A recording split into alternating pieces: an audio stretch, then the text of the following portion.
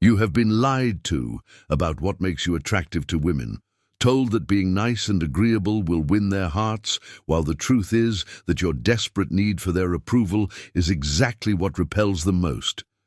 Every rejection you have experienced, every time you have been friend-zoned, every moment you have felt invisible to the women you desire most deeply, has happened because you were following the wrong rules, the weak rules that society teaches to keep strong men domesticated and harmless. Friedrich Nietzsche, the philosopher who dared to speak the most dangerous truths about human nature, understood something about attraction that most men will never discover, something so powerful and so forbidden that it can transform you from the man women overlook into the man they cannot forget, cannot resist, cannot stop thinking about long after you have walked away. These are not the comfortable lies that make you feel better about yourself. These are the brutal truths that will shatter everything you thought you knew about seduction, about power, about what it really means to be the kind of man that makes women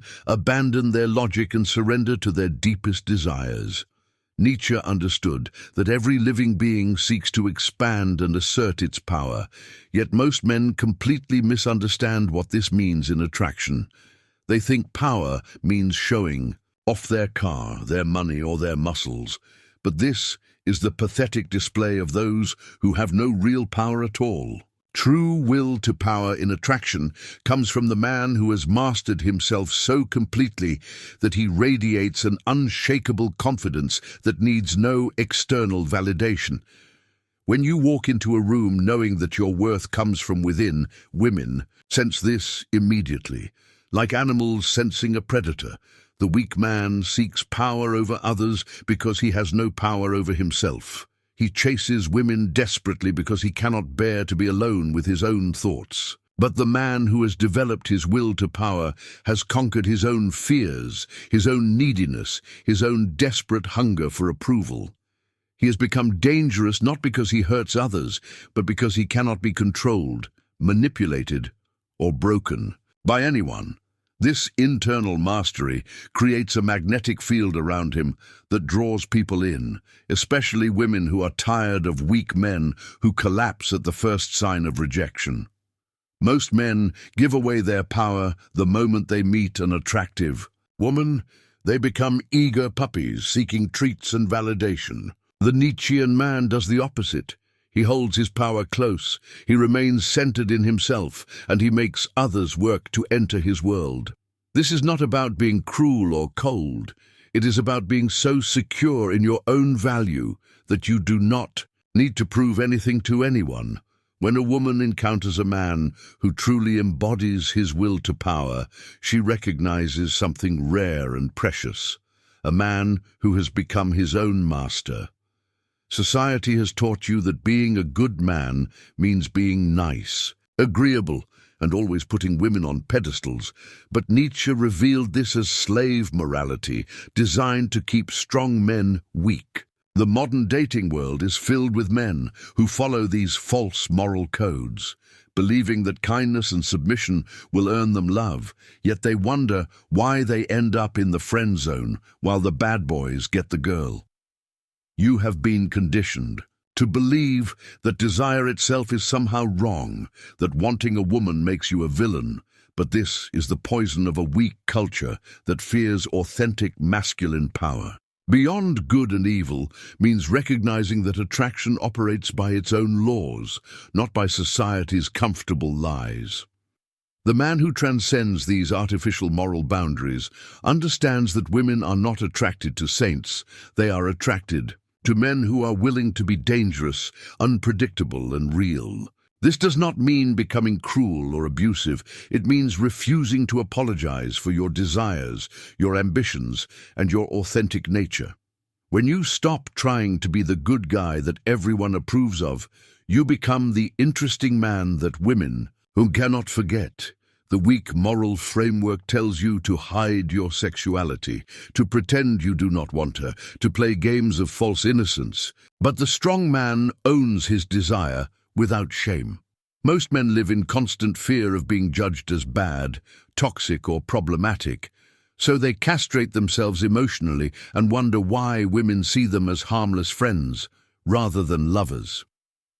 The Nietzschean approach means creating your own moral code based on strength, authenticity, and personal excellence rather than society's expectations. When you stop seeking approval from the moral guardians of our weak culture, you become free to be the kind of man that makes women feel truly alive.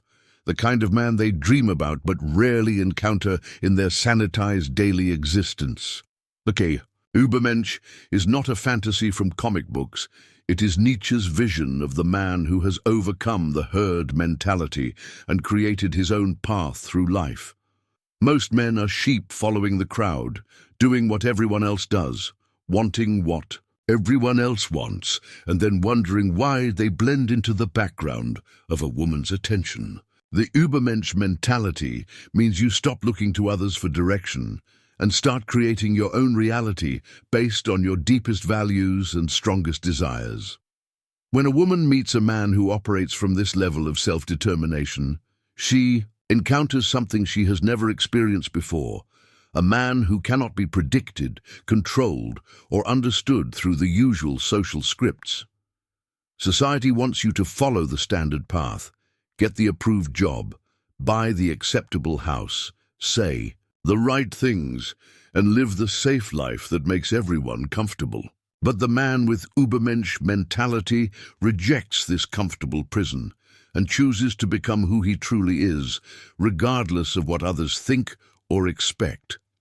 This does not mean being rebellious for the sake of rebellion. It means being so clear about your own vision that you naturally transcend the limitations that keep other men trapped in mediocrity. Women are magnetically drawn to this kind of man because he represents freedom itself, the possibility of escaping their own cages and experiencing life at a deeper level. The weak man asks what he should do. The strong man decides what he will do and then does it without seeking permission from anyone. This level of personal authority is intoxicating to women who spend their lives surrounded by men who constantly seek approval, validation, and direction from others. When you embody the Übermensch mentality, you become the author of your own story rather than a character in someone else's script. The woman who encounters such a man recognizes immediately that he is not like the others. He is dangerous in the most attractive way possible, dangerous because he is truly free. Amor fati means loving your fate, embracing everything that happens to you as necessary and perfect, even the pain, the rejection, and the losses that would crush weaker men. Most men live in constant fear of losing the woman they want. They become anxious, needy, and desperate because they cannot bear the thought of being alone again. But the man who has embraced amor fati has made peace with all possible outcomes. He can love deeply without attachment, desire intensely without desperation, and pursue passionately without fear of loss. This emotional invincibility is perhaps the most attractive quality a man can possess because it signals to a woman that he is truly unbreakable. When you love your fate completely, you stop trying to control outcomes and start enjoying the process. You stop fearing rejection and start seeing it as information. You stop avoiding pain and start recognizing it as the price of a life fully lived. The woman who encounters a man with this level of emotional mastery finds herself drawn to his strength like a moth to flame. She tests him with drama, with emotional storms, with the chaos that breaks lesser men. But he remains centered in his amor fati, unmoved by her attempts to shake his foundation. This is not coldness or indifference. This is the deepest form of strength, the ability to love without losing yourself. Most men become emotional hostages to the women they desire. Their mood depends entirely on her attention, their self-worth. Rises and falls with her approval. Their entire reality becomes centered around her responses. The man who embodies amor fati loves his independence as much as he loves her presence. He cherishes his solitude as deeply as he enjoys her company. He values his journey regardless of whether she chooses to join him. This emotional self-sufficiency creates a magnetic pull because it represents something rare in the modern world, a man who is complete within himself, yet still capable of deep connection with others.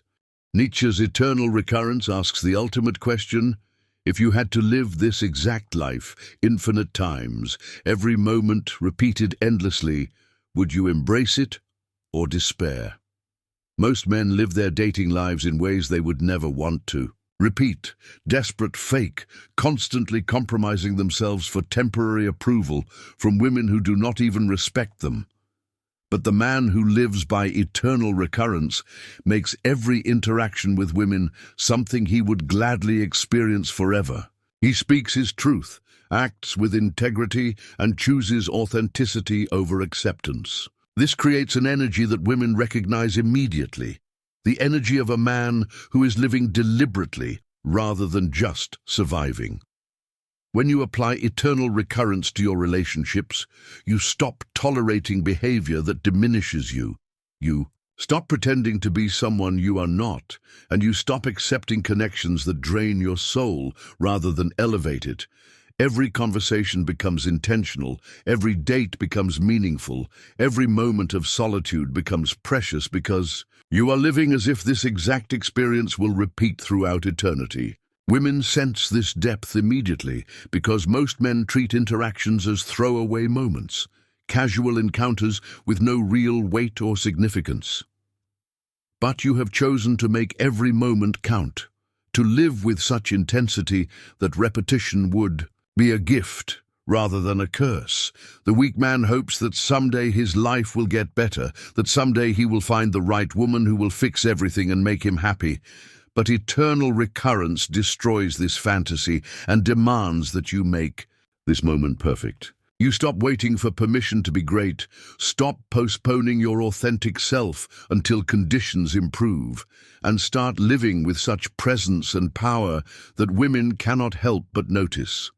This is the ultimate test of how you are living if every moment of your existence had to repeat forever. Would you change anything about how you approach women, how you treat yourself, how you spend your precious time on this earth? Nietzsche identified two fundamental moral systems that govern human behavior, and understanding this distinction reveals why nice guys consistently lose in attraction while dangerous men win the hearts of women. Slave morality is the morality of the weak.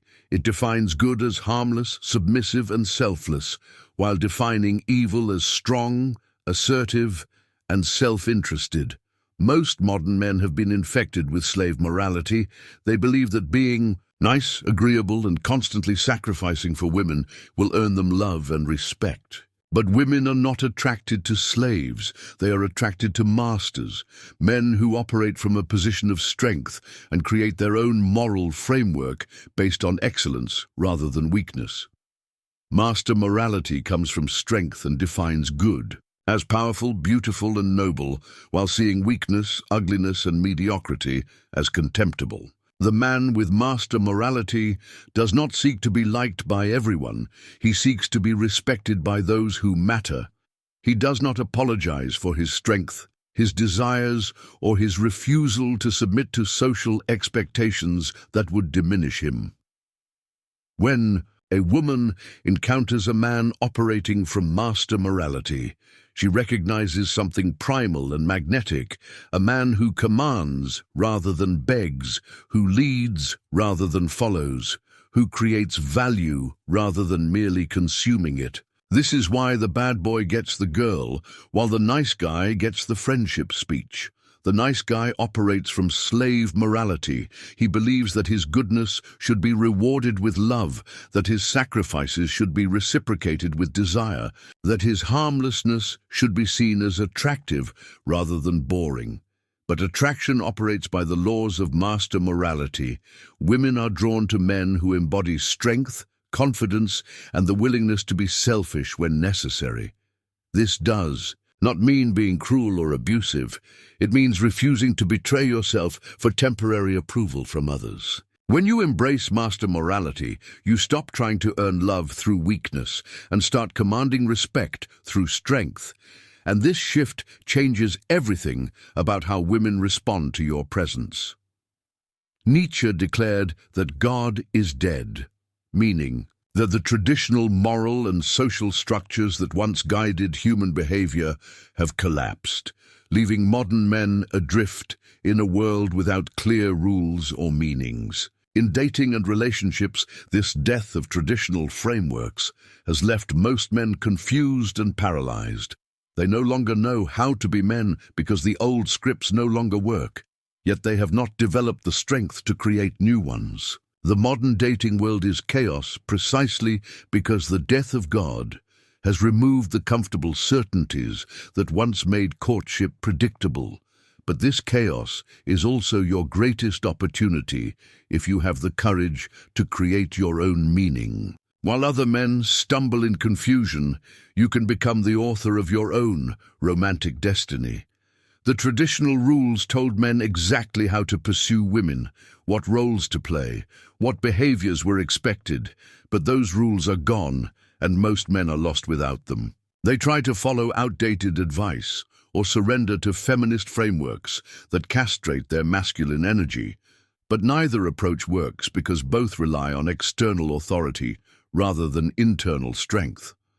The man who understands the death of God in romance knows that he must create his own rules, his own standards, his own definition of what it means to be attractive and powerful. This is terrifying for weak men, but liberating for strong ones, because it means you are free to become whoever you choose to be, without asking permission from dead traditions or living authorities. Most men react to the death of God by becoming nihilistic or desperate. They either give up on love entirely or chase it with frantic energy that repels women. But the Nietzschean man sees this as the ultimate freedom. You are no longer bound by what your grandfather did or what society expects.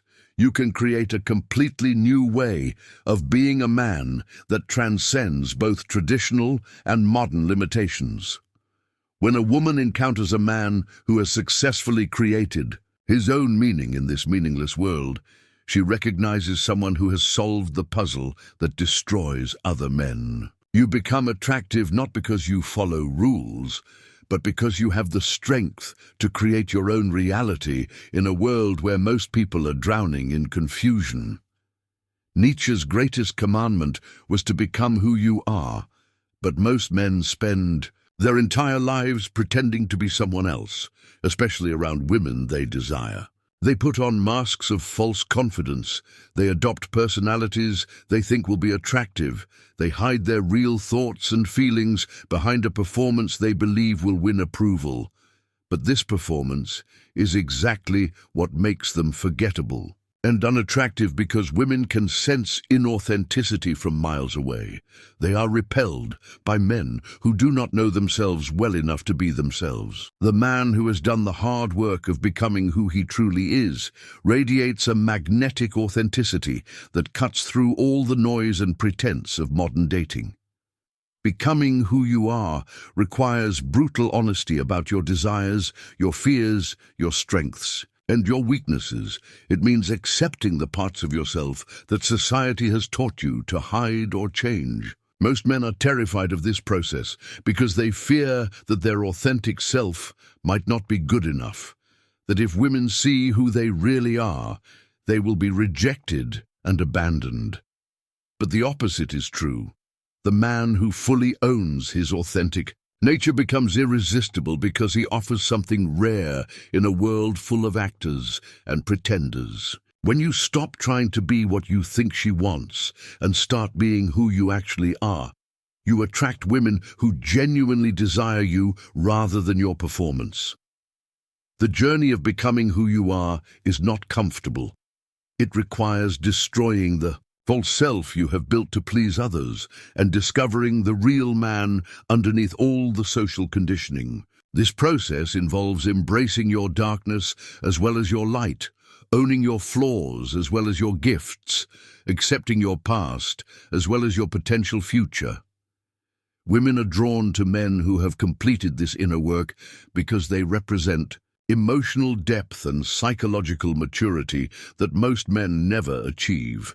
When you know yourself completely, you become unshakable, and this unshakable presence is what makes women feel safe enough to surrender to their deepest desires in your presence.